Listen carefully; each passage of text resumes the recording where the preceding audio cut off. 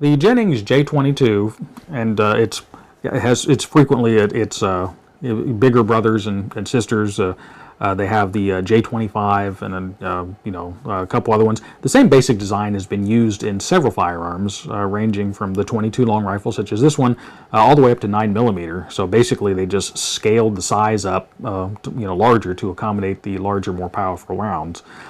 As far as this particular firearm, it is the Jennings firearms out of Chino, California, and this is the model J22 and 22 caliber long rifle.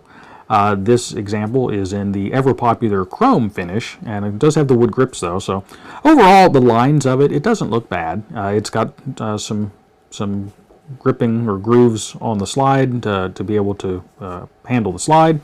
As far as other features, this particular one has a sliding safety. That was the early version, so slide it forward for fire, rearward for safe. Later versions have a rotary style that flips up and down. On this side, you have the extractor. It is an external extractor, which is powered by a small spring that's in there. The sights are just cast into the slide, both the front and the rear, so there's no adjustability for windage or elevation. It has a heel release right here, which basically you just slide that back to release the magazine. These are typically a little bit hard to get the magazine out. Frequently the magazines are a little stiff in there, especially with the 22 version. So we'll go ahead and show you the field strip procedure for this. So first of all, you want to make sure the firearm is clear. So I'll open up the slide. You can see the chamber area is empty. And remove the magazine. Of course, the magazine is empty. The firearm's already been safety checked. I just want to go ahead and go through that again for you. Now, as far as disassembly, this little button type thing right here, this is the lock assembly that locks the slide to the frame.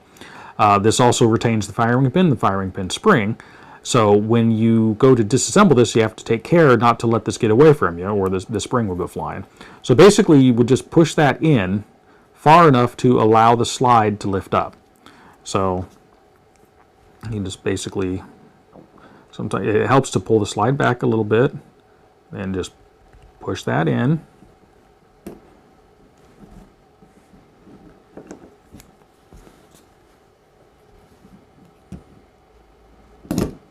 And allow it to lift forward like that. Then keep control of that. So there's the lock and the spring. We'll go ahead and there's our firing pin. Then the slide just lifts off the barrel. The barrel acts as both the guide rod for the slide as well as the guide rod for the spring, recoil spring. So you can go ahead and take that off. And this is the internal mechanism. It is a fixed barrel. Right there is our ejector, which will basically kick the rounds out. This is our sear, which engages the firing pin.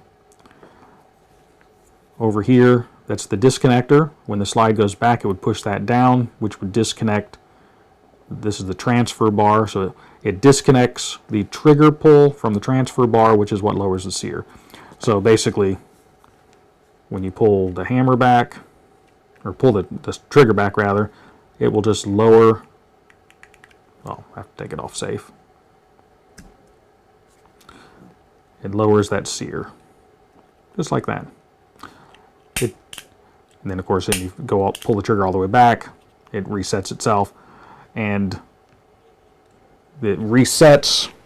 The slide when it comes back would push down on this to disconnect the transfer bar from the trigger to this transfer, which is what pulls the sear down. This is a super simple, mechanism. The same design is used in dozens of these little pistols, and it's the same design actually. If you have a high point, high point utilizes the same basic principle. So this is as far as you would really want to strip this down. All of these internal components here, and as well as the slide, are all held in place by the side plates. So you don't want to take those grip panels off. If you take them off, then the parts will start to fall out, and if you lose one or it gets damaged, it could cause the firearm to become inoperative or just unsafe in general. So from here you can access everything, clean it out, wipe everything out real good. Reassembly is just the opposite. So you put your recoil spring on first. Go ahead and position your barrel, and so you can manipulate that around, get the barrel to come through. Sometimes the spring actually will get in the way, so you got to get the spring out of the way. There you go. Then once you have that in place, you can kind of lift up on it, put your firing pin in,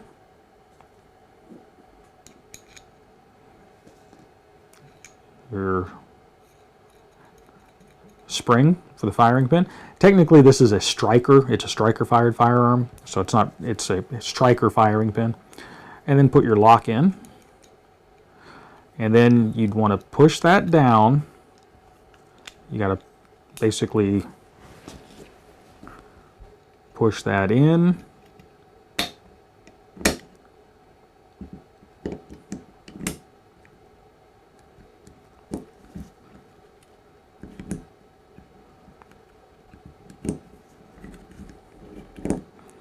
and this particular example, and this is not uncommon. Basically, here, let me show you what's going on here.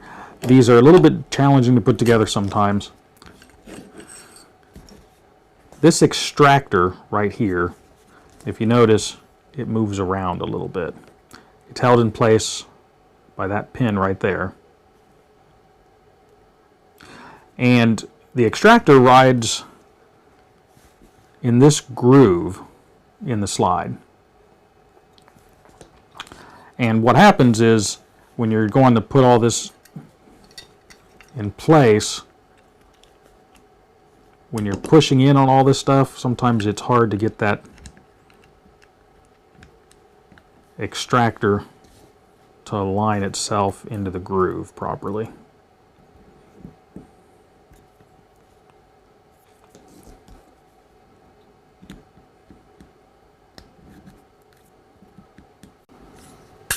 There we go. Make sure that's locked back up in place and that it's flush with that.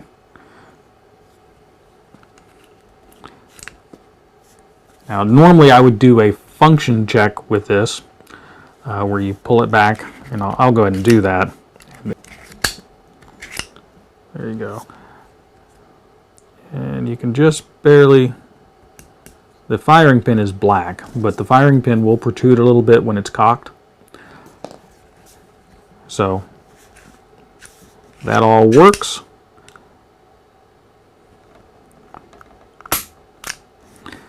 And the reason I pulled the slide back a tiny bit when I pulled the trigger was so that the firing pin wouldn't drive into the chamber face. That can cause the chamber face in these to peen out, or just basically kind of expand a little bit. And then what happened is that it make a little burr that sticks down into the chamber just a tiny bit. And when the cartridge, when you fire the gun, the brass case will expand just a tiny bit from the pressure that it builds up, and that burr locks into the brass case and it won't eject the cartridge, which this particular pistol was having problems with. So it kind of turned it into a single shot pistol. So to fix that, you have to get rid of that burr, then kind of polish the chamber a little bit to get it smoothed back out. And that should take care of it. Now, I haven't been able to take this back out to the range yet to see if it's been fixed, but I think it's probably going to be okay. There again, these firearms were not known for stellar quality, so it's not unusual for them to have operational issues. So just keep that in mind. And really, it doesn't matter which permutation you have with these. This started with Raven Arms, made the first one. Jennings started making them, then Bryco, then Calwesco and Sundance, and then Jimenez Arms, and then finally JA Industries was the final manufacturer of these. They're all the same gun, and quality isn't any better from one company to the other. Sometimes you get one that work just fine. Sometimes you get one that it won't really work hardly at all. So it's kind of a crapshoot, so to speak. But anyway, that's the Jennings Firearms J22 field strip and operational as far as the controls and features. So I hope you enjoyed the video. If you like videos like this, please hit the like button, subscribe if you want to continue to see more like it, and until next time, stay safe.